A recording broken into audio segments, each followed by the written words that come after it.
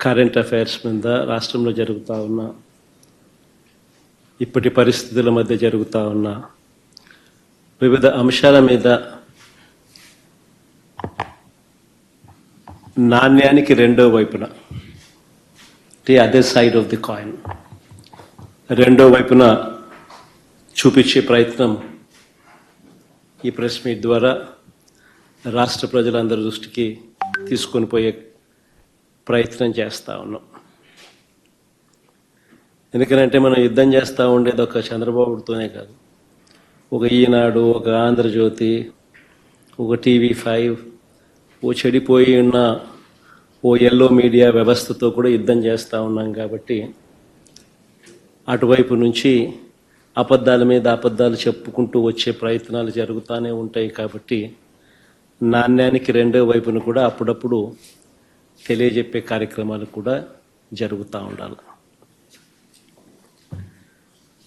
ఎన్నికలకు ముందు చంద్రబాబు గారి డైలాగులు మనం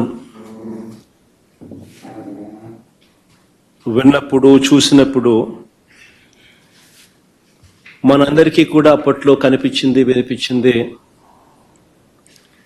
చంద్రబాబు నాయుడు గారి నోట నా చేతిలో అభివృద్ధి మంత్రం ఉంది, సంపద నేను సృష్టిస్తాను, సంక్షేమ పథకాలన్నీ కూడా నేను అమలు చేస్తాను, జగన్ చేసేటివన్నీ కూడా నేను ఇస్తాను, అంతేకాదు జగన్ కంటే ఎక్కువ కూడా నేను చేస్తాను అని చెప్పి ఎన్నికలకు ముందు కరెక్ట్గా సంవత్సరం ముందు చంద్రబాబు నాయుడు గారు చెప్పిన మాటలన్నీ కూడా మనకు గుర్తుకొస్తాయి. నేనైతే రాష్ట్రాన్ని బాగు చేస్తానని కూడా, జగన్ హయాంలో రాష్ట్రం శ్రీలంక అయిపోయిందని కూడా, ఇటువంటి తప్పుడు మాటలు కూడా చంద్రబాబు నాయుడు గారు చెప్పుకురావడం కూడా మనం విన్నాం. సరే, చంద్రబాబు నాయుడు గారి 12 నెలల పాలన చూద్దాం. చంద్రబాబు నాయుడు గారి 12 నెలల పాలన చూస్తే రాష్ట్ర ప్రభుత్వానికి సంబంధించిన ఆర్థిక పరిస్థితి ఎలా ఉంది అన్నది మొట్టమొదటగా మొదలెడదాం.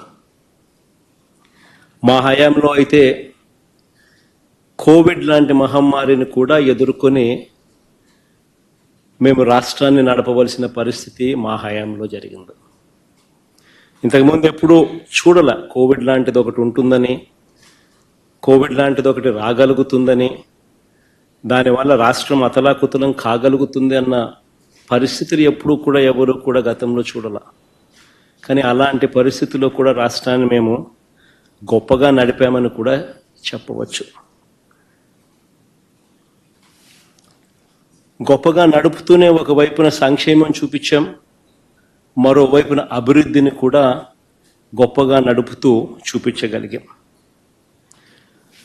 మా ప్రభుత్వంలో దేవుడి దయతో, ప్రజలందరి చల్లని దీవెనలతో మేము చేయగలిగిన మంచి వల్ల ప్రజల కొనుగోలు శక్తి పెరిగింది, పెట్టుబడులు కూడా దానివల్ల పెరిగాయి.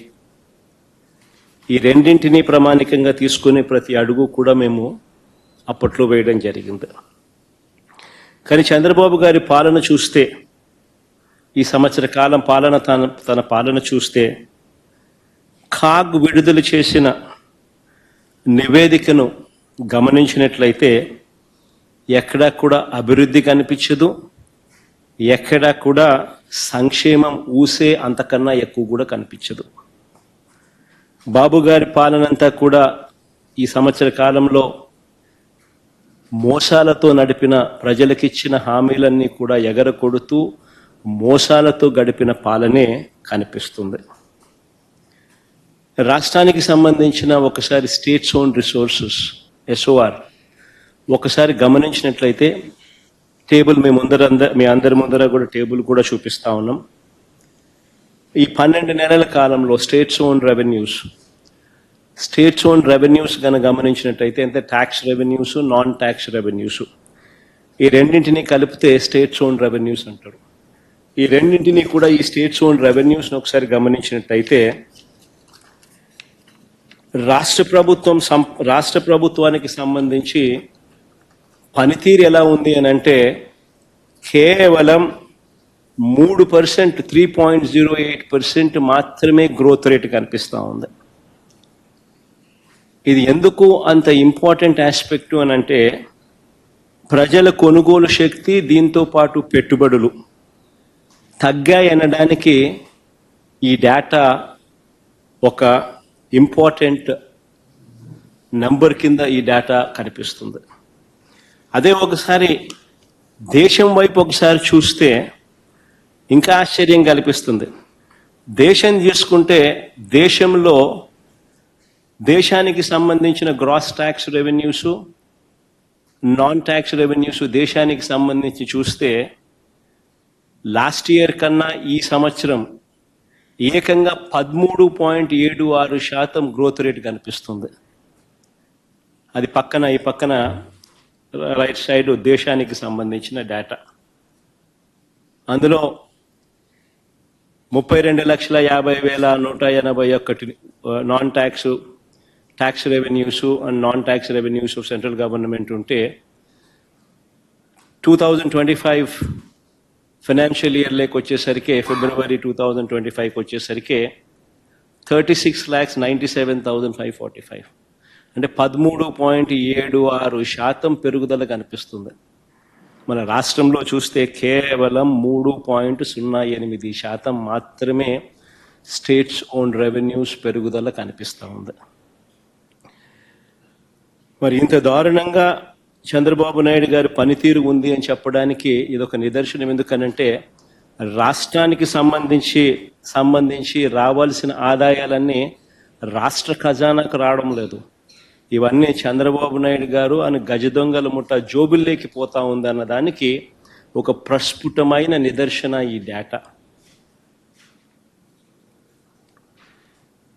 ఇదే మాదిరిగా ఇంకొక డేటా కూడా ఒకసారి గమనిస్తే చంద్రబాబు నాయుడు గారి హయాంలో అప్పులు ఎంత తీసుకొచ్చాడు, దీనికన్నా ముందు ఫిగర్ ముందు స్లైడ్.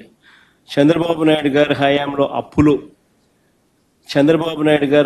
అప్పులు ఈ సంవత్సరానికి సంబంధించి విత్ ఇన్ ద FRBM బడ్జెట్లో ఆయన చేసిన అప్పులు ఎంత, సిమిలర్గా దాని ముందు సంవత్సరం అంటే చంద్రబాబు నాయుడు గారికి ముందు సంవత్సరంకి సంబంధించిన అప్పులు ఎంత అని చూస్తే అప్పులు మా హయాంలో ఆ చివరి సంవత్సరంలో 67,720 కోట్లు చేస్తే ఈ పెద్ద మనిషి ఈ 12 నెలల కాలంలో ఆయన చేసిన అప్పులు ఏకంగా ఈ ఫైనాన్షియల్ ఇయర్లో తాను చేసిన అప్పులు 81,597 కోట్లు. అంటే 30% అధికంగా ఈ పెద్ద మనిషి చంద్రబాబు నాయుడు గారు అప్పులు రాష్ట్ర ప్రభుత్వం మీద మేము చేసిన అప్పుల కన్నా అదనంగా బారో చేశాడు క్లియర్ కట్గా అని చెప్పి కనిపిస్తూ ఉంది. ఇదంతా నేను బడ్జెట్ బారోయింగ్స్ చెప్తా ఉన్నా. తర్వాత next slide of budget borrowings కూడా చెప్తా. ప్రస్తుతానికి ఈ బడ్జెట్ బారోయింగ్స్ గురించి నేను మాట్లాడుతూ ఉన్నా. బడ్జెట్ బారోయింగ్స్లోనే ఏకంగా 30%, 30.10% అదనంగా బారో చేసినట్టుగా కూడా కనిపిస్తూ ఉంది. సిమిలర్గా చంద్రబాబు నాయుడు గారి హయాంలో ఈ 12 సంవత్సరాలలో క్యాపిటల్ ఎక్స్పెండిచర్ అంటే మూలధన వ్యయం ఒకసారి గమనిస్తే దాని ముందు సంవత్సరంలో వైఎస్ఆర్సీపీ గవర్నమెంట్ ఉన్నప్పుడు 23,330 కోట్లు మూలధన వ్యయం చేస్తే చంద్రబాబు నాయుడు గారి హయాంలో ఆ క్యాపిటల్ ఎక్స్పెండిచర్ కేవలం 19,177 కోట్లు అంటే -17.80%, అంటే -17.80% చేశాడు. అంటే ఎక్కడికి పోతా ఉన్న ఈ డబ్బులు